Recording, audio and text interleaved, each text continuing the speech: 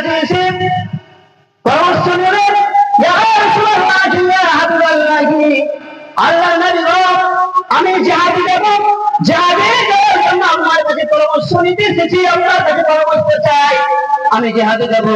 আল্লাহর নবী বললেন, জাহেনাকে, ও জাহেনা বলো, তোমার কি মা বেঁচে আছে, পিতা মাতা বেঁচে আছে? জাহেনা রাদিয়াল্লাহু তাআলা বলেন, জি হ্যাঁ বেঁচে আছে। আল্লাহর নবী বলেন, যাও মা বাবার সম্মান করো, পিতা মাতার সম্মান করো, পিতা মাতার সাথে সব আচরণ করো, ভালো ব্যবহার করো, কেননা মায়ের পায়ের পাশে উঠে জান্নাত, মায়ের পায়ে নিতে হতে জান্নাত। যাও মায়ের সেবা করো, যত্ন করো, যত্ন নাও, খুশি রাখো, আনন্দ রাখো, তবে জান্নাত পাবে। মায়ের পায়ে নিতে জান্নাত রয়েছে, মায়ের পায়ের পাশে জান্নাত রয়েছে, যাও সেবা করো।